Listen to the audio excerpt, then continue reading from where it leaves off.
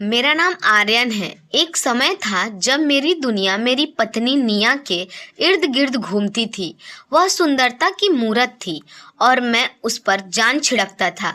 हमारी जिंदगी एक छोटे प्यारे घर में मेरी छोटी बहन मीरा के साथ खुशी खुशी चल रही थी।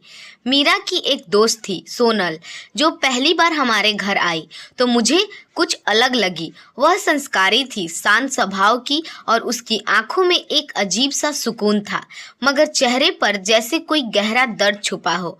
वह बहुत कम बोलती थी और हमेशा सिर पर पल्लू रखती थी। उसकी बातों में अपनी माँ का जिक्र अक्सर आता था, जिनके लिए वह बहुत चिंतित रहती थी। उसने बताया कि उसकी माँ बहुत बीमार है और उन्हें उसकी ज़रूरत है। सोनल और मीरा की दोस्ती मुझे हमेशा अजीब लगती थी, क्योंकि सोनल कभी मीरा को अपने घर नहीं आने देती थी और न ही उसने कभी अपने परिवार के बारे में खुलकर बात की।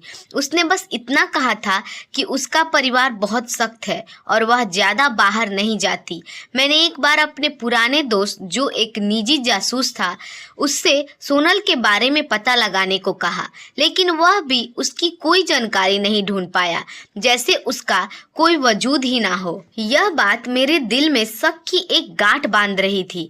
धीरे धीरे सोनल के लिए मेरे दिल में प्यार गहरा होता गया। एक दिन जब मीरा घर पर नहीं थी, मैंने हिम्मत करके सोनल को शादी के लिए प्रपोज कर दिया।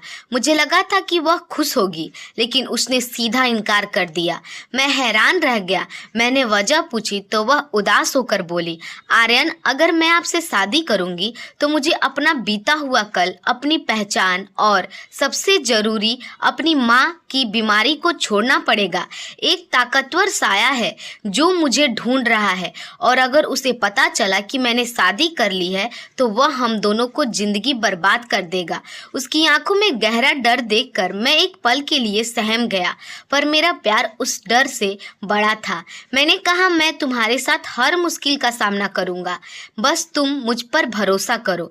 उसने मेरे आगे हाथ जोड़ा और कहा, भरोसा सिर्फ आप पर ही है, इसलिए डरती हूँ। फिर वह बोली, मैं उस दिन आऊँगी जब मैंने फैसला कर लिया होगा कि मेरा बीता हुआ समय मेरे लिए मर चुका है। और उस दिन के बाद वह 3 हफ्ते तक नहीं आई। 3 हफ्ते बाद एक शाम सोनल अचानक हमारे दरवाजे पर थी।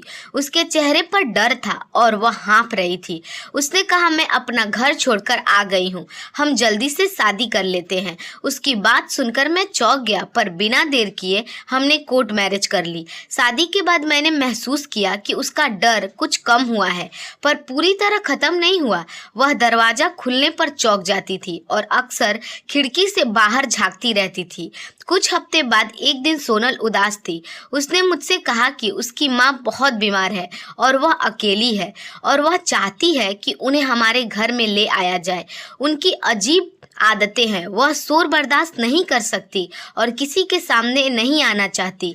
उसने मुझसे छत पर एक छोटा सा कमरा बनवाने की गुजारिश की, ताकि वह वहां आराम से रह सके और किसी को नजर भी न आए। मेरे दिल में अजीब सी खलबली थी, पर सोनल की माँ के लिए तड़प देखकर मैंने उस शक को भी दबा दिया। मैंने फौरन छत पर एक मजबूत कमरा बनवा दिया। अगले दिन मैंने दूर से देखा कि सोनल और मीरा मिलकर एक कंबल में लिपटी हुई किसी नाजुक चीज को बड़ी सावधानी से ऊपर ले जा रही हैं। मुझे लगा कि वह उसकी बीमार माँ होंगी। कमरा बनने के बाद सोनल ज्यादातर समय ऊपर ही बिताती थी। वह जब नीचे आती तो दरवाजा पर ताला लगा होता था। मैंने जब अपनी सास से मिलने की कोशिश की, सोनल ने घबराकर मना कर दिया और कहा कि माँ आराम कर रही हैं, वह किसी से भी मिलना नहीं चाहती। एक रात मुझे लगा कि जैसे ऊपर के कमरे में हल्की सी आहटें आ रही हैं, किसी की दबी हुई सिसकी की आवाज़। मेरे दिल में डर और शक दोनों बढ़ गए। मैंने मीरा से पूछा तो उसने भी अनभिभिन्नता जाहिर की, पर उसकी नजरें कुछ छुपा रही थी। मैंने दरवाजे के पास जाकर देखा तो वहां एक छोटा सा सुराख मिला। मैंने धीरे से झांका। कमरे में अंधेरा था। मैंने सिर्फ एक कंबल देखा जो जमीन पर पड़ा हिल रहा था। तभी एक आवाज आई, बेटी मुझे बाहर निकालो, मुझे घुटन हो रही है। यह आवाजें किसी बूढ़ी औरत की नहीं बल्कि अधेड़ उम्र की एक औरत की थी जिसमें गहरी पीड़ा थी। मेरा दिल धक से रह गया। मैंने फैसला किया कि अब मैं इंतजार नहीं करूंगा। सोनल से बात करने की कोशिश की तो उसने हाथ जोड़कर कहा, अभिषेक कुछ राज खोलने के लिए नहीं होते। अगर तुमने यह राज खोल दिया तो हमारी जिंदगी तबाह हो जाएगी। एक दिन मेरी बुआ, जो हमेशा सोनल की शक की निगाहों से देखती थी, घर आई। उन्होंने जोर देकर कहा कि वह सोनल की माँ से मिलेंगी। सोनल घबरा गई और रोने लगी। बुआ ने गुस्से में कहा, मुझे लगता है तुम्हारी कैदी कोई और है। उसी रात के 2 बजे दरवाजा जोर से बजा। बाहर मीरा हाँफती हुई खड़ी थी। उसकी आंखों में आंसू थे। उसने कहा, भैया भाभी की माँ, वह मर गई। सोनल भी नीचे आई और चिल्लाने लगी, आर्यन ऊपर मत आना प्लीज, यह तुमसे बर्दाश्त नहीं होगा। पर मैंने उसकी एक न सुनी। मेरे पास पहले से ही उस ताले की एक डुप्लीकेट चाबी थी। मैंने तेजी से सीढ़ियां चढ़ी, सोनल को झटक कर दरवाजे का ताला खोला और अंदर चला गया। अंदर एक अजीब सी दम घोटने वाली गंध थी। मैंने लाइट जलाई। बिस्तर पर एक सफेद चादर के नीचे एक बेजान शरीर पड़ा था। मैंने कांपते हाथों से चादर हटाई। मेरे पैरों तले जमीन निकल गई। वह चेहरा मेरी माँ श्वेता का था। वही माँ जिनके बारे में मुझे बताया गया था कि वह मेरे पिता को छोड़कर चली गई थी और एक चरित्रहीन औरत थी। उनकी आंखें अब भी खुली थी पर उनमें कोई जीवन नहीं था।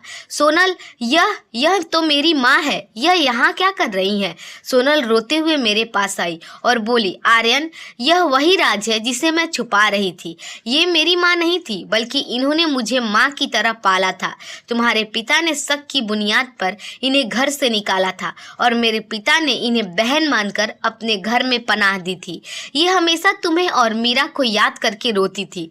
उनकी आखिरी ख्वाहिश थी कि वह तुम्हें एक बार देख ले, तुम्हारे करीब रह सके। इसलिए उन्होंने मुझे तुम्हारे घर भेजा और उन्होंने ही मुझे तुमसे शादी करने को मजबूर किया ताकि वह अपने बेटे के करीब रह सके।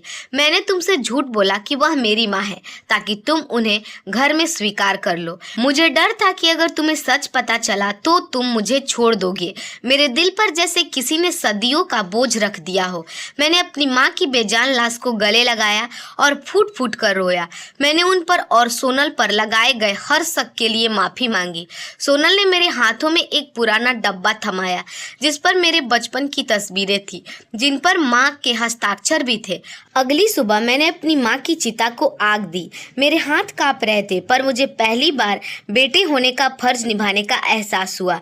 सोनल ने कहा, तुम्हारी माँ अब खुश है, उन्हें सुकून मिल गया है। मैंने सोनल को गले लगाया और कहा, तुमने मुझे धोखा नहीं दिया बल्कि मुझे मेरी माँ के सच से मिलवाया है। मैं अब इस झूठ को माफ करता हूँ।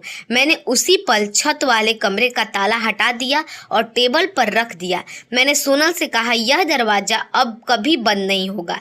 यह कमरा अब मेरी माँ की यादगार है। हम दोनों की आंखों से आंसू बह रहे थे मगर अब उस आंसू में सुकून था, पुराने गमों के खत्म होने का और एक नए सच्चे रिश्ते की शुरुआत का सुकून। बंद दरवाजे के पीछे हमेशा अंधेरा नहीं होता, कभी कभी उनके खुलने की सदियों पुराना सच और बिछड़ा हुआ प्यार मिल जाता है। दोस्तों, उम्मीद है आपको हमारी कहानी अच्छी लगी होगी। अगर हमारी कहानी आपको पसंद आई हो तो हमारे वीडियो को लाइक और चैनल को सब्सक्राइब जरूर कीजिएगा। धन्यवाद।